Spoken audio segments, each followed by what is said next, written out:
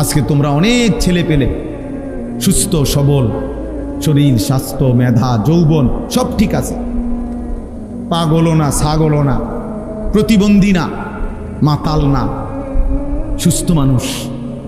অথচ তোমাদের শত শত ছেলে পেলে দেমাগে আল্লাহ তাআলার কোনো কথাই ধরে না। হালাল হারাম জায়েজ না জায়েজ, করণীয় বর্জনীয় কোনো অনুভূতিই নাই। আহা, এক জন্তু জানোয়ারের মতো জীবন, যে জানোয়ারের জীবনের মধ্যে কোনটা বৈধ কোনটা অবৈধ, হালাল কোনটা হারাম কোনটা, মাকেও দেখে রাস্তার নারীকেও দেখে, বনের দিকেও তাকায়, মোবাইলের উলঙ্গ ছবির দিকেও তাকায়। তাহলে এ তো হালাল হারাম কোনোটার অনুভূতি নাই, এ তো জানোয়ারের আখলাক, জন্তুর আখলাক। এই জন্য এটা বোঝা উচিত। আল্লাহ তাআলা আমাদেরকে মানুষ বানিয়েছেন। ইন্না খালাকনাল ইনসানা, আল্লাহ বলছেন নিশ্চয় আমি মানুষ বানিয়েছি। লাকাদ খালাকনাল ইনসানা, আমি আল্লাহই মানুষ বানিয়েছি। ফি আহসানি তাকওয়িম, সবচেয়ে সুন্দর আকৃতিতে, সব কিছুতে শ্রেষ্ঠ বানাইছি আমি মানুষকে। এই জন্য এই বাবারা আছেন, জওয়ান ছেলে তোমরা আসো, আমরা সবাই এটা ভাবা উচিত যে আমাদেরকে আল্লাহর কাছে ফিরে যেতে হবে, এবং আল্লাহ তাআলা আমাদেরকে অনর্থক বানান নাই। আল্লাহ তাআলা বলছে ফাজআলনাহু সামিআন বাসীরা, আমি আমার প্রতিটা মানুষকে বান্দাকে শুনবার এবং দেখবার যোগ্যতা দিয়েছি। ইন্না হাদাইনাহু সাবিলা, এবং আমি প্রত্যেকটা মানুষের জন্য আমার হেদায়েতের রাস্তা বলে দিয়েছি। এরপরে আমি দেখতেছি ইম্মা শাকিরান ওয়া ইম্মা কাফুরা, একে তো তাকে আমি শরীরে চোখ নাক কান হাত পাও অঙ্গ প্রত্যঙ্গ দিয়েছি, আবার আমার হেদায়েতের রাস্তাও বলে দিয়েছি। আমি নবী পাঠাইছি, রসুল পাঠাইছি, নবী রসুলদের পরবর্তী উলামা বুজুর্গ আউলিয়া মাশায়েখ তাদেরকেও পৃথিবীতে পাঠিয়েছি। আমি আমার আসমানি কিতাব পাঠিয়েছি, তাহলে সব ব্যবস্থাপনা দিছি। এবার আমি আল্লাহ দেখতেছি ইম্মা শাকিরান ওয়া ইম্মা কাফুরা, আমার কোন বান্দা আমার প্রতি কৃতজ্ঞ আর আমার কোন বান্দা আমার প্রতি অকৃতজ্ঞ। আল্লাহ বলেন অকৃতজ্ঞদের জন্য আমি জাহান্নামের আযাব রাখছি, কৃতজ্ঞদের জন্য আমি জান্নাতের নিয়ামত রেখেছি। ইন্না আ'তাদনা লিল কাফিরিনা সালাসিলা ওয়া আগলালান ওয়া সাঈরা ইন্নাল আবরারা ইয়াশরাবুনা মিন কাসিন কানা মিজাজুহা কাফুরা। এজন্য দোস্ত বাপ সবাই মিলে নিজেকে কেউ মিথ্যা নাফরমানি আল্লাহর অবাধ্যতা করে চালাক ভাইব না। তুমি বুদ্ধিমান না ভাইয়া, বাবা আপনি বুদ্ধিমান না। কোনো সুদখোর বুদ্ধিমান হইতে পারে না, কোনো ঘুষখোর বুদ্ধিমান হইতে পারে না, কোনো হারামখোর, কোনো ধোঁকাবাজ প্রতারক চোর ডাকাত ছিনতাইকারী অবৈধ সম্পদ উপার্জনকারী এই বেঈমান নাফরমান বুদ্ধিমান না। কোনো মদখোর গাঁজাখোর নেশাখোর, কোনো নারী লোভী চরিত্রহীন যুবক তুমি বুদ্ধিমান না। ইউখাদিউনা আল্লাহ ওয়াল্লাযীনা আমানু ওমা ইয়াখদাউনা ইল্লা আনফুসাহুম ওমা ইয়াশউরুন।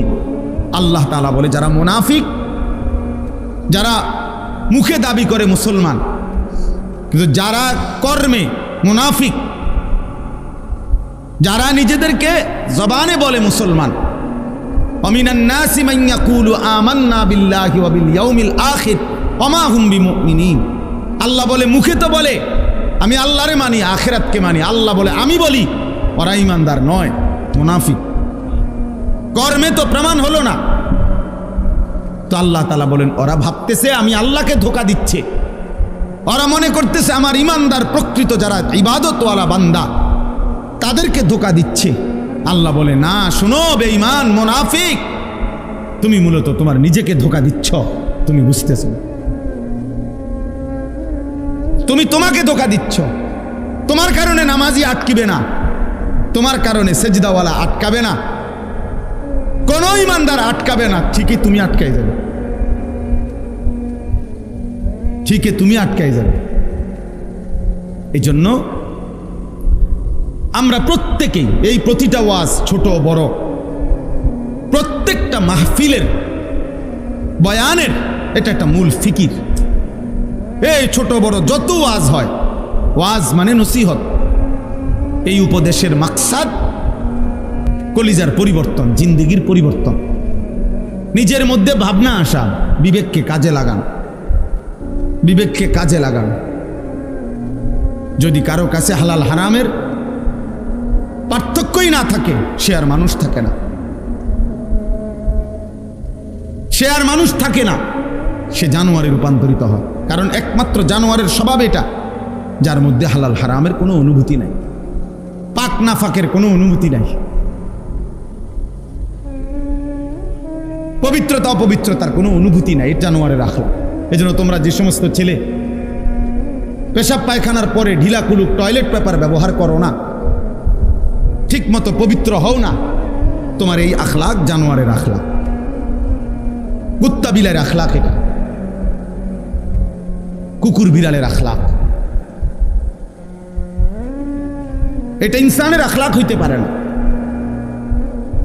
কারণ পশু এবং জন্তু জানোয়ার, তার মধ্যে হালাল হারাম পাক নাফাকের অনুভূতি নাই। কুকুর না ঠ্যাঙ্গালগি দিয়া পেশাব করে চলে যায়, কিন্তু একজন ইনসান মানুষ সে এমন হবে কেন? এই জন্য ধীরে ধীরে অসংখ্য মুসলমান আজকে টাকা রোজগার করে মাথার ঘাম পায়ে ফেলে, কিন্তু তার মনের মধ্যে এলো আমি আমার জিপুত সংসারের লাগিয়া এই কষ্টটা করতেছি। কিন্তু যাদের জন্য কষ্ট করতেছে তাদের চরিত্র, তাদের আখলাক, তাদের ঈমান, তাদের আমলের ব্যাপারে ওনার কোনো মাথা ব্যথাই নাই। উনি এমনি বলে তারার লাগিয়া কষ্ট করতেছে। আপনি তো আসলে সোফার লাগিয়া কষ্ট করতেছেন, আপনি একটা টাইলসওয়ালা বিল্ডিংয়ের জন্য কষ্ট করতেছেন, আপনি 20 শতক জমি কেনার জন্য কষ্ট করতেছেন, আপনি গোস্ত দিয়া ভাত খাইতেন কষ্ট করতেছেন, আপনি মূলত সন্তানের জন্য কষ্ট করেন নাই, বিবির জন্য কষ্ট করেন নাই। সন্তান এবং বিবির জন্য যদি কষ্ট কেউ করে থাকে তো সেটা তার ইবাদত, তার আমল, তার বন্দেগী, তার আখিরাতের জন্য যদি কষ্ট করে সেটাকে বলে কষ্ট, সেটাকে বলে কষ্ট। আর নাই তো এটা ভুয়া কথা, ভুয়া কথা, ভুয়া কথা। আপনি সারাটা দিন মাথার ঘাম পায়ে ফেললেন একটা টাকার জন্য, 500টা টাকার জন্য, আর আপনার সন্তান নামের এই হাইওয়ান সে সারা রাত মোবাইলে উলঙ্গ ছবি দেখে, কোনোদিন ফজরের নামাজ পড়ে না। এই জানোয়ারের জন্য নিয়ে উপার্জন করছেন, এই জানোয়ারের জন্য নিয়ে কামাই রোজগারি করলেন, এই হাইওয়ানের জন্য নিয়ে বিল্ডিং করলেন। এ তো মানুষ নামের জানোয়ার, এ তো মানুষ নামের কুকুর। এই পশুর জন্য কি দরকার ছিল রোজগার করার? সে যেহেতু সব গুনাহ নাফরমানি অসভ্যতা করতে পারে, তারে তার হাতে ছেড়ে দেন। যেহেতু তুই সবই পারস বেটা, নারীও দেখতে পারস, ছবিও দেখতে পারস, উলঙ্গ নাচও দেখো, তুমি যেহেতু আল্লাহও চেনো না, রাসূলও চেনো না, সেজদাও চেনো না, নামাজও চেনো না, তো তুমি জানোয়ার, তোমার ছেড়ে দাও তারে, যে তার হাতে ছেড়ে দাও, যা বেটা।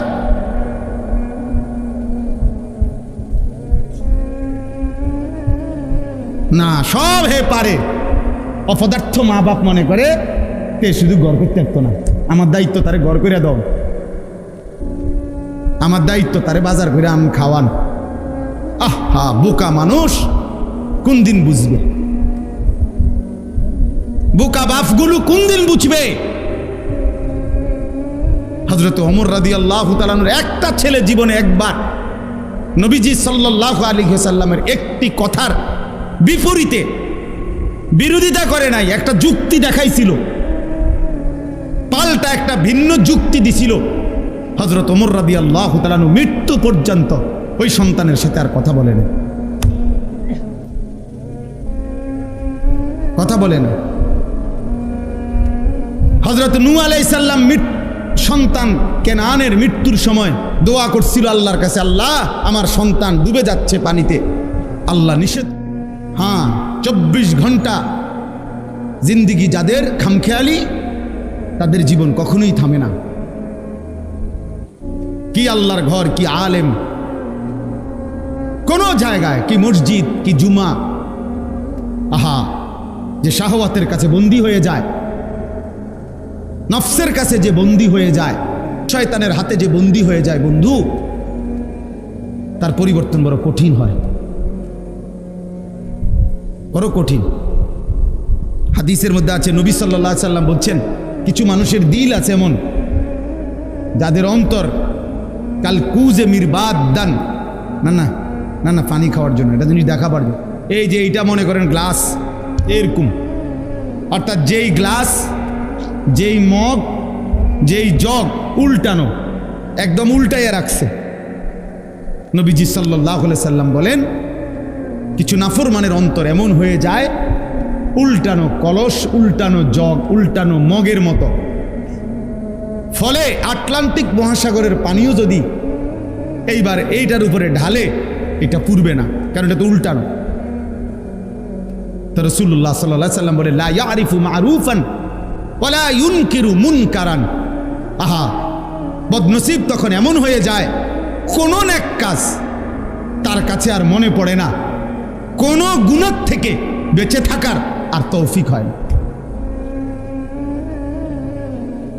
ওই জীবন তখন লানতের জীবন হয়, ওই জীবন তখন বাইসিরিয়াল শয়তান তাকে তার গোলাম বানায়, একটার পর একটা গুনাহ, একবার মদ খায়, একবার বিড়ি খায়, একবার নারী দেখে, একবার জেনা করে, আরেকবার জেনার ছবি দেখে, আরেকবার মনে করেন একজনের ফাঁসাত লাত্তি দিয়ে লাইছে, আরেকজনের কোপ দিয়ে লাইছে, আরেকজন আরেক রাস্তার মেয়ের পিছনে পিছনে ঘুরতেছে।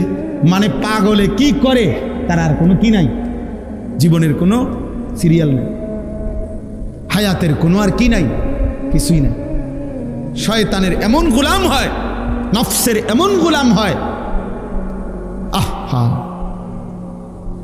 জীবন তখন আর কোনো কিছুতেই লজ্জাবোধ হয় না,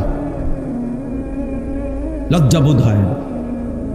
অনেক ছেলে পেলে দেখেন, মসজিদ দেখা যায়, নামাজ হইতেছে, মসজিদের পাশে রাস্তার পাশে দাঁড়াইয়া জানোয়ার মুসলমানের বাচ্চা অনবরত মোবাইল টিপতেছে, হাসতেছে, লাথি দিতে আছে, ওইতের চুল ধরে টানতে আছে। আহা, হায় হায় হায়, কে তারে আল্লাহ ভুলাইয়া দিল, কে তারে নামাজ ভুলাইয়া দিল, কে তারে জীবনের তরে জাহান্নামের রাস্তা দেখায় দিল। ওহো, আফসুস, আফসুস ওই জীবনের উপর। তো এই জন্য বললাম ভাই, আল্লাহ নবী সাল্লাল্লাহু আলাইহি সাল্লাম বলেন, সে যেন আমাদের মুসল্লাতে না আসে, অর্থাৎ ওয়াজিব কুরবানিও ছেড়ে দেওয়ার কারণে নবীজি এত বড় ধমক দিছে। তাহলে ওই যে সুন্নতে মুআক্কাদার উদাহরণ দিলাম, নবীজি বলছে যদি ঘোড়ায় তোমারে পিষে ফেলে তবুও সুন্নতে মুআক্কাদা ছেড়ো না। আর এখানে বললেন ওয়াজিব ছেড়ে দিলে তুমি নাফরমান, আমাদের সাথে নামাজ পড়তে আইসো না। এবার আছেন হজ, একটি ফরজ ইবাদত হজ। আল্লাহ নবী সাল্লাল্লাহু আলাইহি সাল্লাম বলেছেন, মান লাম ইয়ামনাহু মিনাল হজ্জি হাজাতুন যাহিরা আও সুলতানুন জায়ের আও মারাদুন হাবিস ফামাতা ওয়া লাম ইয়াহুজ্জা ফালিয়ামুত ইনশাআ ইয়াহুদিয়ান ওয়া ইনশাআ নাসরানিয়ান। নবীজি বলেন, তিনটি কারণ ব্যতীত সামর্থ্য থাকার পরেও যে হজ না করে মরে গেল, তিনটি কারণ।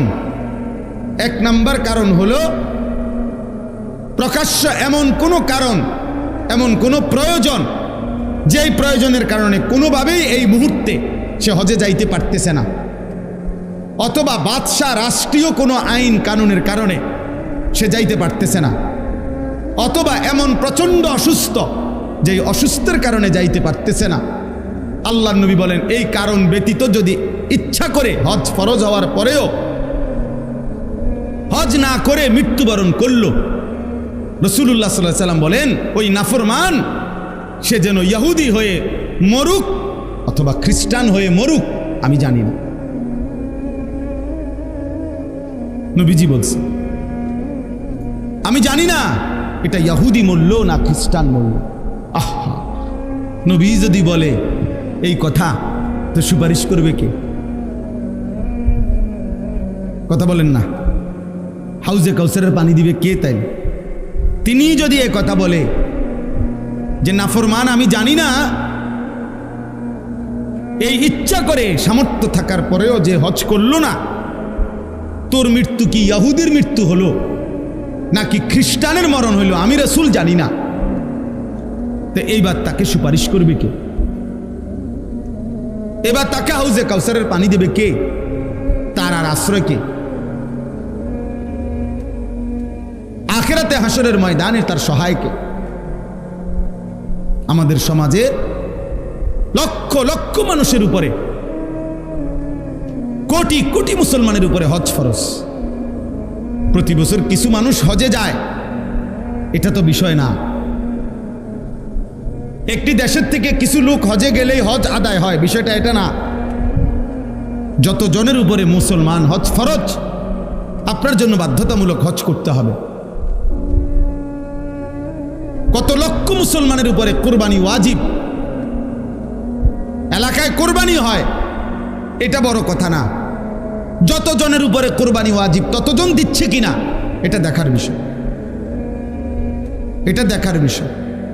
ছেলে বিদেশ থাকে, দুই ছেলে, এক ছেলে ঢাকা শহরে থাকে, মনে করেন তিন ছেলে, বাপের জমি জমা ব্যাংক ব্যালেন্স আছে, মায়ের স্বর্ণ গহনা এবং মার কাছেও জমা টাকা আছে, তাইলে এখানে কোরবানি ওয়াজিব হইল প্রায় 5 জনের। ছেলে 3 জন, বাপ 1 জন, মা 1 জন, 3 ফুতে মিল্লা বিদেশতে টাকা পাঠাইছে, বাড়িতে আব্বার নামে বা মার নামে অথবা আব্বা মা 2 জনের নামে কোরবানি দিছে, দিয়া গোস্ত বাগ করে সবার ঘরে ঘরে বন্টন করে দিয়ে দিছে, ফুত সবার ঘরে ঘরে কোরবানি আদায় হয়ে গেছে। এটা নিয়ে কোরবানি, সবাই মিল্লা বুঝি গোস্ত খানার ব্যবস্থা করা, এর নাম নিয়ে কোরবানি। তাইলে কোরবানি তো গোস্ত খাওয়া না, কোরবানি তো একটি ওয়াজিব আদায় করা। গোস্ত তো আমরা সারা, গরুর গোস্ত তো পৃথিবীর কোনো আশ্চর্য বস্তু না যে এটা কোরবানির দিন ছাড়া আর কেউ মানুষ দেখে না। ছাগলের গোস্ত তো আশ্চর্য কিছু না, এটা তো গতানুগতিক একটি আমল, চলতেছে এই গোস্ত খাওয়া। তাহলে কোরবানিটা কি? কোরবানি আল্লাহ তাআলার ইবাদত, কোরবানি ওয়াজিব আমল। নবীজি বলছে কোরবানির প্রাণী, কোরবানির দিন যখন রক্ত মাটিতে পড়ে, তাহলে গলার কাছ থেকে রক্ত মাটিতে পড়তে 1 মিনিটও লাগে না, 30 সেকেন্ডও লাগে না। ওয়া ইন্নাদ দামা লা ইয়াকাউ মিনাল্লাহি বিমাকানিন ক্বাবলা আন ইয়াকা মিনাল আরদ। নবীজি বলেন কোরবানির দিন, কোরবানির প্রাণীর রক্ত জমিনে পড়বার আগে আগেই আল্লাহ তাআলার আরশে মালিকের কাছে পৌঁছে যায়। এই জন্য কোরবান শব্দের অর্থ কি? নৈকট্য হাসিল করা। বান্দা এই পশু জবাইয়ের মাধ্যমে 30 সেকেন্ডে 20 সেকেন্ডে রক্ত মাটিতে পড়বার আগেই আল্লাহর কোরব, আল্লাহর নৈকট্য হাসিল করে ফেলে। এই জন্য এই ইবাদতটাকে কোরবান বলে, এই জন্য বলে কোরবান। এটা দেখতে যদিও মনে হয় এক শরীক কোরবানি, দেখতে যদিও মনে হয় একটা ছাগল জবাই, কিন্তু খোদার কসম এর অন্তর্নিহিত মর্মার্থ অনেক গভীর, অনেক গভীর, অনেক গভীর। নবীজি সাল্লাল্লাহু আলাইহি ওয়াসাল্লাম বলেন, মা আমিলা আদমিয়ুন মিন আমালি ইয়াউমিন নাহার আহাব্বা ইলাল্লাহ মিন ইহরাকিদ দাম। কুরবানির দিন সমস্ত ইমানদাররা যত আমল করে তন্মধ্যে সর্বশ্রেষ্ঠ আল্লাহর প্রিয় আমল এই প্রাণী জবাই করা, এই প্রাণীটা জবাই। কোরআনে আল্লাহ বলছেন, ওয়ায়াযকুরু ইসমাল্লাহি ফি আইয়ামিন মা'লুমাতিন আলা মা রাযাকাহুম মিন বাহিমাতিল আনআম। কি বলে বুঝে না, আখিরাতের বেলায় আসলে কিচ্ছু বুঝে না, আর গ্রামের যত গন্ডগোল করা দরকার সব উনি বুঝে। তাইলে আপনি বুঝেন, বুঝেন না কি? আবার আপনি বুঝেন না তো বুঝে নিবেন, জানেন না তো জেনে নিবেন। আল্লাহর এই জমিনে মানুষের দ্বীনি রাহনুমাই, দ্বীনি পথ প্রদর্শনের জন্য সর্বযুগে আল্লাহর কুদরতি নিজাম এটা কোরআনে আছে। আল্লাহ প্রত্যেক যুগের মানুষের জন্য উপযুক্ত আল্লাহ তাআলা পথ প্রদর্শক, ভয় প্রদর্শনকারী, দ্বীন ও ঈমানের বুঝাইয়া দেওয়ার যোগ্যতা সম্পূর্ণ আলেম। খোদার কসম, সূর্য উঠলে এই জমিনে আল্লাহ তাআলা ব্যবস্থা রাখবে। ছিল, আছে, থাকবে, থাকবে। এজন্য উলামায়ে কেরাম, কোরআন, ইসলাম, সুন্নাহ এটা কিয়ামত পর্যন্ত ছিল, আছে, থাকবে। এই জন্য সর্বযুগে উলামায়ে কেরামের বিরুদ্ধে যে গেছে, শেষ পর্যন্ত 16 বছর পরে হোক আর 48 বছর পরে হোক, উনি ভাগছে, উলামায়ে কেরাম আছে, দ্বীন আছে, ইসলামও আছে, ইসলাম আছে। এই জন্য বাংলাদেশে মামুনুল হক আগের জায়গাতেই আছে, ফ্যাসিস্ট পলায় গেছে, জালেম পলায় গেছে, মামুন ঠিকই আছে। এই জন্য এটাই বাস্তবতা যে দ্বীন শিখেন, আল্লাহকে চিনেন, আখিরাতকে বুঝেন, নিজের ঈমান, নিজের আমল, নিজের আখিরাত সুন্দর করেন। আগামীর পৃথিবী যুদ্ধমুখর পৃথিবী, আগামীর পৃথিবী যুদ্ধমুখর পৃথিবী। অল্প কথায় লাগিয়া যায়, অল্প কথায়, সামান্যতেই লাগিয়া যায়। তামাদাম প্রত্যেকে অস্ত্র খুলে ফেলে, ট্রিগারে টিপ দিয়া ফেলে। অর্থাৎ এই সময়ে হিম্মত, ঈমান, মহান আল্লাহর সাথে সম্পর্ক ছাড়া মুমিনের বিজয় আসবে না। আমাদের ফিলিস্তিন, আমাদের আরাকান, আমাদের কাশ্মীর, কোনোটারই সমাধান ওই ইউরোপ, জাতিসংঘ, ওই বেঈমান কারো বুদ্ধিতে পরামর্শ হবে না। আমাদের আল্লাহই আমাদের সমাধান। আমাদের রক্ত, আমাদের শাহাদাত, আমাদের জিহাদ, এটাই সমাধান ইনশাআল্লাহ। এই জন্য আমি সবার কাছে অনুরোধ করছি, সামনের কুরবানি প্রত্যেকেই মাসআলা বুঝে, দ্বীন বুঝে পালন করবেন। আর শেষ কথা হলো, ইন্নামা ইয়াতাকাব্বালুল্লাহু মিনাল মুত্তাকিন। আল্লাহ একেবারে আদম আলাইহিস সালামের জামানায় বলে দিছে যে গুনাহ থেকে পবিত্র থেকে যে ইবাদত করে, আল্লাহ কেবল তার ইবাদত কবুল করে। এজন্য যাকাত, হজ, কোরবানি, নামাজ, রোজা, সাদাকা, জিকির, তেলাওয়াত, সব কিছু বান্দার যেই কোনো নেক আমল আল্লাহর কাছে যদি কবুল হইতে হয়, তাইলে গুনাহমুক্ত হইতে হবে, হারাম থেকে মুক্ত হইতে হবে।